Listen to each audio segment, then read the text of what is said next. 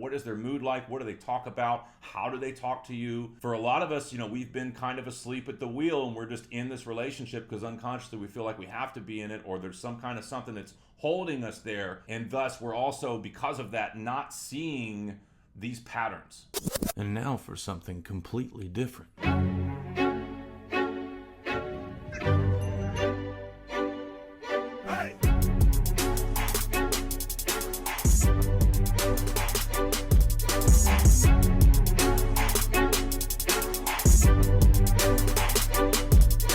This video is part of a 3-video series on mind rewiring variables. So the 3 different categories are relationships, habits, and circumstances. There may be crossover in these different categories, but the purpose here is to illuminate how these different variables can have an effect on the journey of rewiring for an individual in terms of whether it helps to make it more easy or more challenging. But before we dive into that, I want to talk just for a second about why someone would rewire their subconscious mind. If you've already decided you're going to do it, then this will just be an affirmation to that or confirmation to that. But if you're entertaining the idea of doing it, here's a few reasons why. There's all sorts of categories that you find benefit in with doing the rewiring work, but to name a few, one is alchemizing and or addressing, resolving the source of self-sabotage. If by chance you're one of the people that's found me because of our connection with the realm of cannabis and how it shows up in our life and how we utilize and or use the plant, if you feel you have an unhealthy pattern with it, then that's associated with self-sabotage. This is the same for any unhealthy pattern or any unhealthy cycles. In addition to that, it's good for your brain health, helps with anxiety, and if you stick with it, it will resolve anxiety to where you don't experience it anymore in your daily life. It helps improving your mood, and it helps improve the overall health of the 50 to 70 trillion cells that make up your body. And again, this is just to name a few of the benefits. If you just do a simple Google search, you can go down the rabbit trail and see all sorts of benefits of doing the work to rewire your mind, rewire your brain. Okay, so let's talk about the relationships category in this 3-part series. Okay, so relationships can be a lot of different things. It could be a significant other, could be parents or caretakers, could be related to work, clients or bosses, partners, your kids, your children, and your relationship with any vices that might be present in your daily life. So I'm gonna spend a moment to talk about each one of these categories just for a minute and dive a little bit deeper. All right, relationships with significant other. All right, as I'm diving in, this is the first time that I've done a video that is like semi quote unquote structured, right? There's no script, but I have like little bullet points of what I want to say. So there's going to be gaps in between, which is not my traditional way of doing content. I like to really fly off the cuff. A lot of you know that, but I really want to make this impactful and helpful for anyone that's on this path doing this work. All right, so in the relationships category, we'll start off with our significant other, or the idea of having a significant other. Now, whether or not you might be married to a person, or you're in a relationship, or you're dating, or whatever, the emotional engagement with a significant other plays in heavily into how our subconscious mind operates on a daily basis. So to just touch on that real quick, if you have someone who's supportive of you in terms of like, if you have a decision, hey man, I really think this would be good for me. What do you think? Is it cool if we go down this road? And they're supportive, like, hell yeah, you should totally do that, and empowering. Or are they negative? Are they consistently belittling things that you say, or being condescending? Or are they always in a funk, right? Like the state of mood and the state of the interaction between you and the significant other, and this is for any relationship, that's going to dictate how it has an effect on your mind and your well-being, your central nervous system, and everything. So let's say you are in a relationship with someone who is potentially a little belittling or condescending, etc. How can you navigate it? You can still do the work to rewire your mind, but it's going to be a little bit more challenging, okay? So what this would look like is, say if you do spend a lot of time with the individual, it would look like you beginning to find more time to spend on your own, out in nature or journaling or doing some form of mindful practice to help you cultivate this relationship with yourself and build the strength there, as opposed to always being around that significant other, right? Or finding ways to get involved in things around your neighborhood, go play some tennis or whatever it is, bowling, whatever. to get you out of the house, to not be around that energy as much. All right. Now, there's the idea of, well, maybe I can help this person. Maybe I can get them to see the benefit of doing this work. I think it's worth saying, in my experience, that, when you try to help someone that you see like, holy shit, man, this work would be so beneficial for them in their life, and you want to present it to them, I feel like 95, 98% of the time, you're going to be met with resistance. Because unconsciously, where it's coming from, that inner child space, from the central nervous system, what's coming out is, a response to being told that that they're not doing well, or they're not doing good, or whatever, right? So how does the kid version of them respond to something like that? And so you might get like, oh no, you know what, I'm good. I know what I'm doing, right? Or if you have a friend, you tell them like, hey man, you know what, I'm good, but thanks so much. From my perspective, the best way to look at this is, as you go down this path, as you cultivate a relationship with yourself, you're literally increasing your energy, right? The potency of your energy field in a beautiful way. Now that sounds woo-woo, but it's true. You're expanding your light. If nothing else, we could say metaphorically this is true, right? And the further along you go with this, the more you shine your light, the more you're gonna cast some shadows, right? But you're also going to inspire some people as well. From my perspective, we don't really get to choose which is which, So you may have people in your life as you go down this road and you see the massive impact that it has in your world, and you just, in the beginning, you just want to fucking get everybody to see what it is and be like, hey, you should do this, But you're probably going to be met with resistance. Hey, by all means, try it. If you really want to try it, give it a shot. That's my thoughts on that. To try and keep this concise, feel free to comment any questions in this category, but to try and keep this concise, we'll just leave it as, what is the state of the individual when you're interacting with them on a consistent basis? What is their mood like? What do they talk about? How do they talk to you? And for a lot of us, we've been kind of asleep at the wheel, and we're just in this relationship because unconsciously we feel like we have to be in it, or there's some kind of something that's holding us there, right?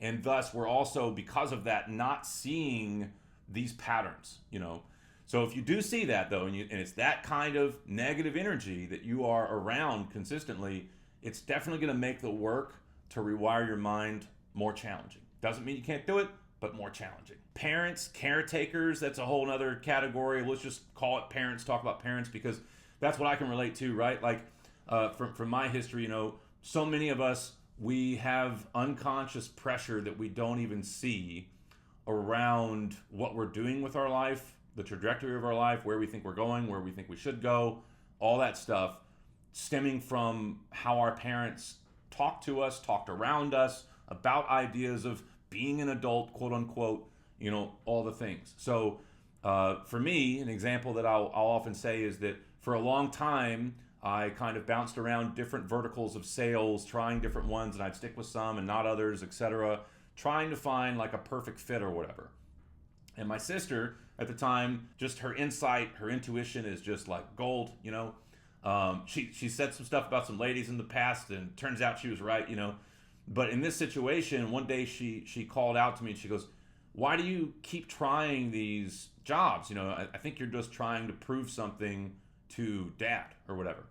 And since then, our dad has transcended on to the next level of existence, whatever you think that might be.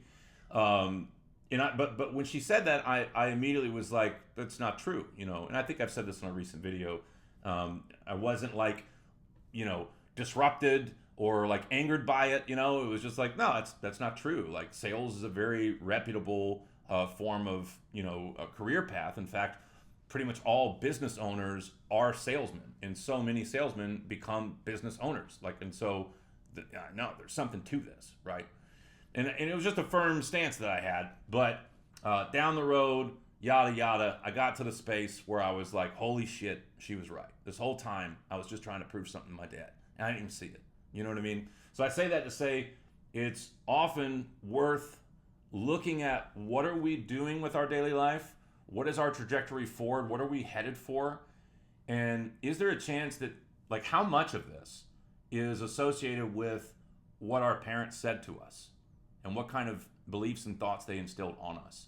And not only that, society, that's another thing. Trying to stay on topic here, but It's something to entertain. So, but the same thing as the idea of a significant other relationship.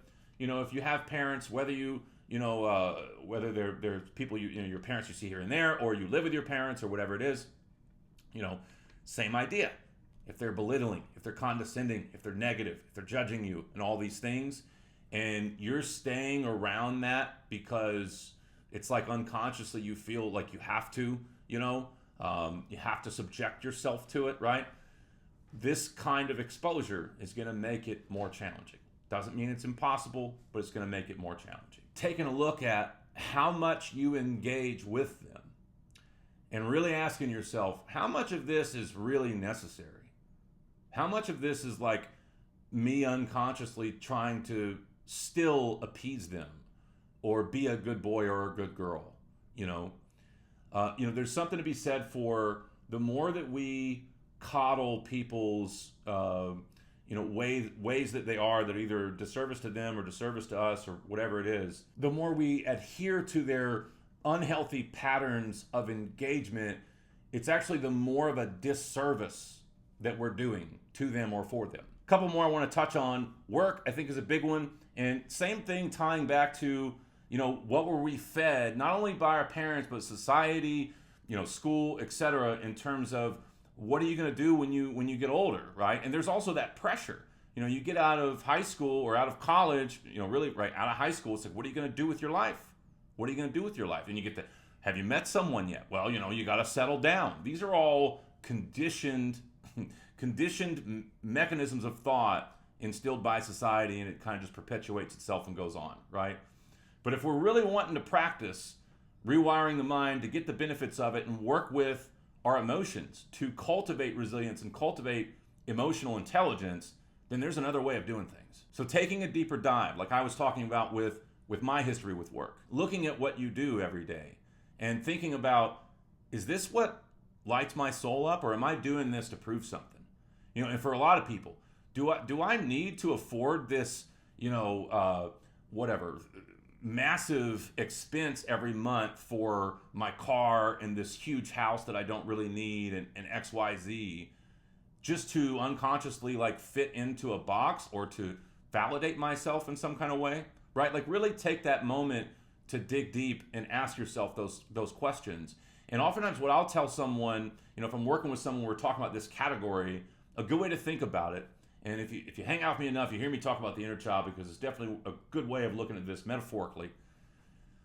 This ties into your central nervous system and everything. But if you think about what you do in your daily life, what you do for work, or what you're aspiring, or whatever it is, how close is what that is to what your inner being and your inner child really desires, what they would like to do?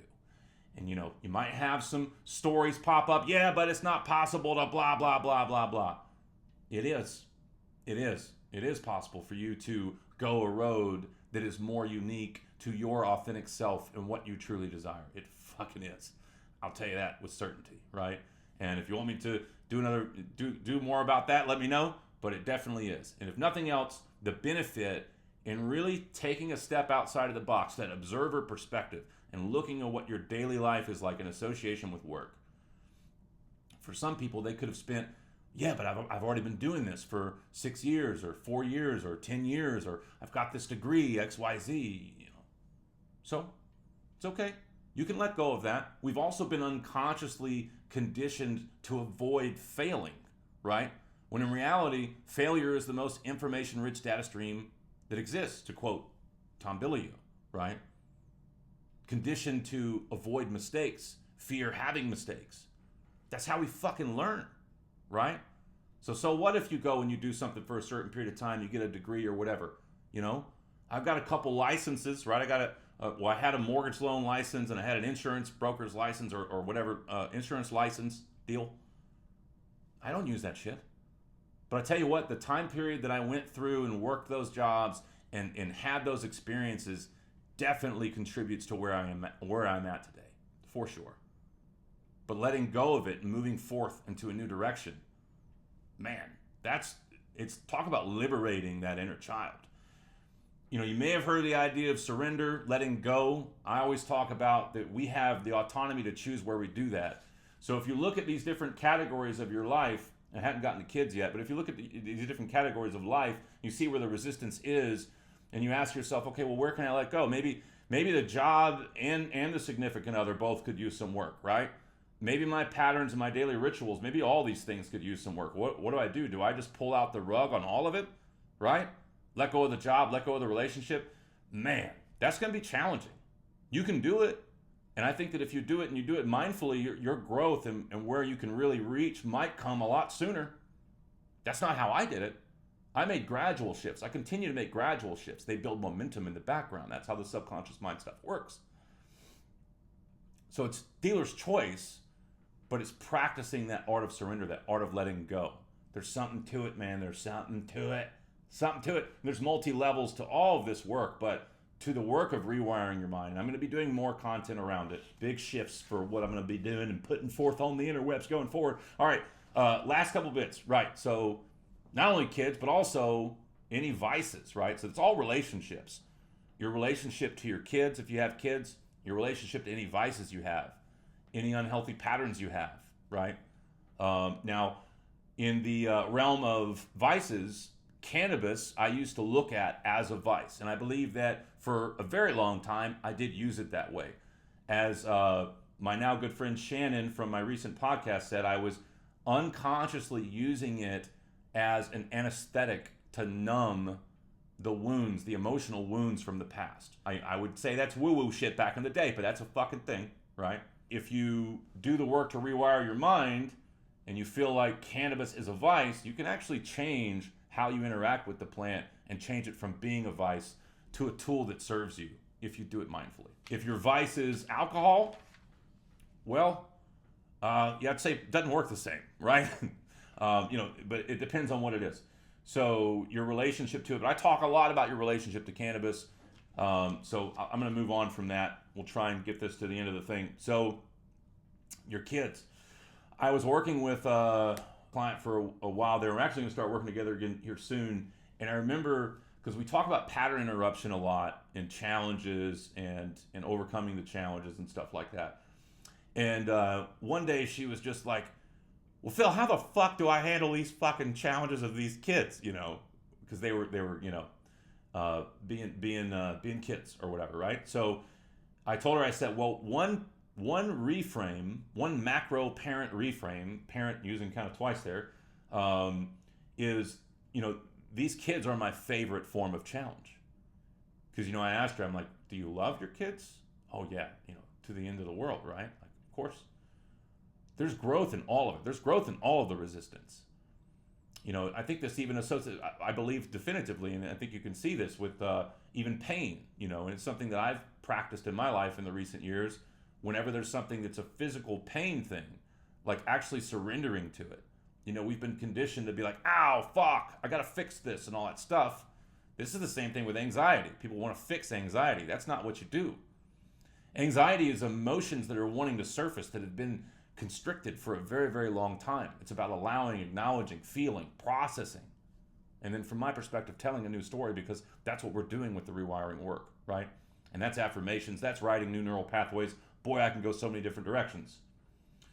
So kids, there's multi-level dynamic with kids, obviously.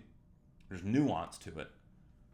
But it's also one of the most, as I understand it, I don't have kids myself, but with the clients that I work with, it's one of the most revealing things to do alongside of doing the inner child work.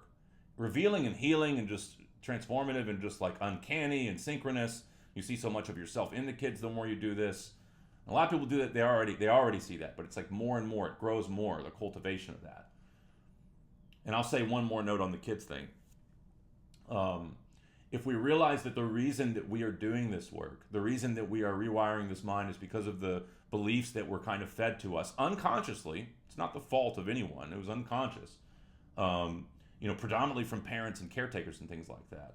And if I have kids, for you, if you have kids, well, the best thing that I can do to serve them, no matter what age they are, is to do this work.